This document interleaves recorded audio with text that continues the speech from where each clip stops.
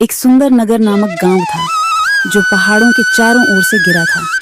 उसे गांव में कोई रोजगार नहीं था, इसीलिए उसे गांव के सारे लोग घर में अक्सर गाय पाला करते थे, क्योंकि वह गाय के दूध से ही गुजारा करते थे और बचा हुआ दूध बेचकर कुछ सब्जियां भी ले आते थे। इसीलिए उसे गांव के सारे लोग गाय पाला करते थे और ऐसे ही उनका गुजरा हुआ करता।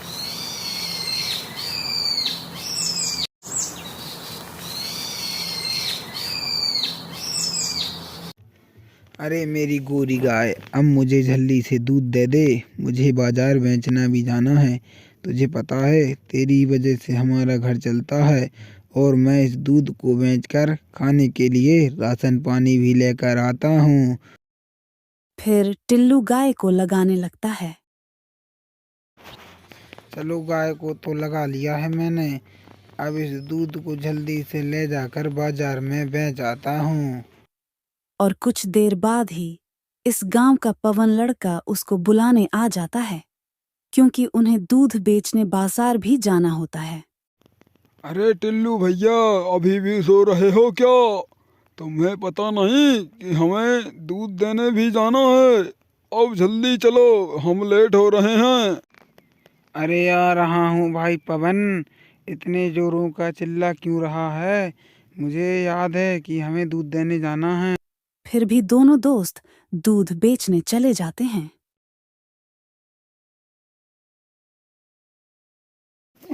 अरे बेटा टिल्लू, तुम दोनों कहाँ जा रहे हो? और इस डोल में क्या है? अरे काका, हम दूध बेचने जा रहे हैं। तुम्हें तो पता ही है, हमारा गांव दूध से ही चलता है।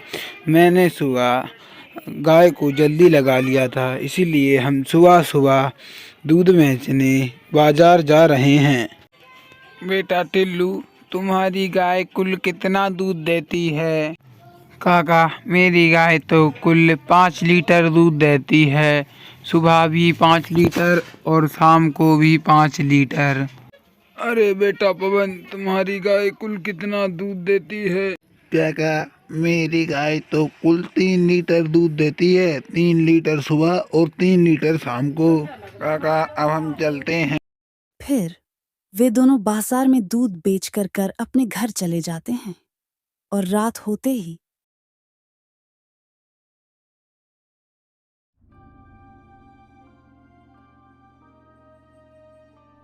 उसे जंगल में से एक खूंखार शेर गांव में घुस जाता है। वह शेर टिल्लू के घर पहुंच जाता है और टिल्लू की गाय को देखकर उसे पर तुरंत झपट पड़ता है और टिल्लू की गाय को खा जाता है। शेर गाय को खाकर वापस जंगल में भाग जाता है।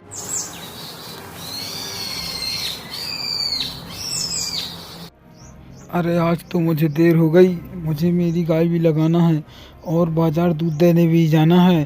पता नहीं, शायद पवन चला गया होगा।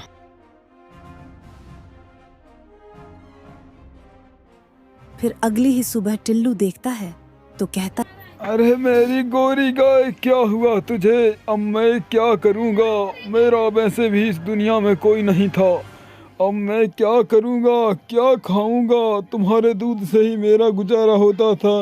हाय रे मेरी फूटी किस्मत।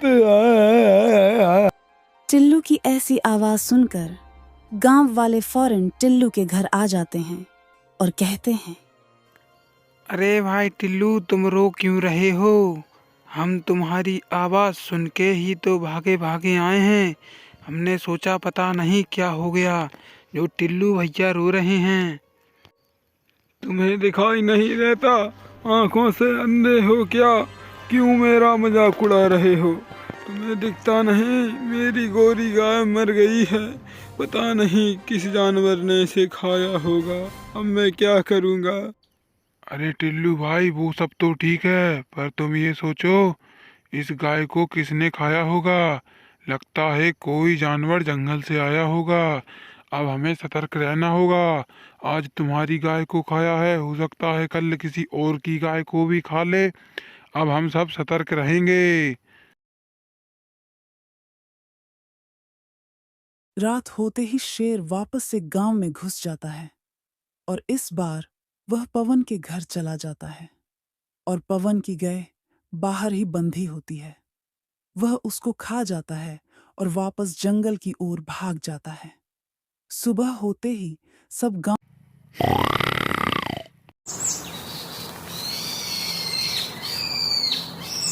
वालों को ये बात पता लगता है कि पवन की गाय को फिर से किसी जानवर ने खाया है, तो वह पंचायत लगाते हैं। अरे सरपंच जी, तुम कुछ करते क्यों नहीं? तुम देख रहे हो कि गांव में हर रोज एक गाय मर रही है। पता नहीं कौन जानवर खा रहा है उन्हें। अरे भाइयों देखो, वो जो भी जानवर हो पिछले 2 दिनों से गाय खा रहा है। अभी तक 2 गाय खा चुका है। हम उसको रात में पकड़ेंगे। हम एक पिंजरे को पेड़ से बांध देंगे और उसके नीचे एक बकरी को बांध देंगे। वो जैसे ही बकरी खाने आएगा और पिंजरे में फंस जाएगा। अगली ही रात सरपंच ने जैसा कहा था, गांव वालों ने वह सही किया और एक बड़ी से पेड़ के ऊपर पिंजरा टांग दिया और एक नीचे ही बकरी को बंद दिया। शेर जैसे ही जंगल से आया और बकरी को खाने के लिए आगे बढ़ा और फिर पिंजरे में फंस गया।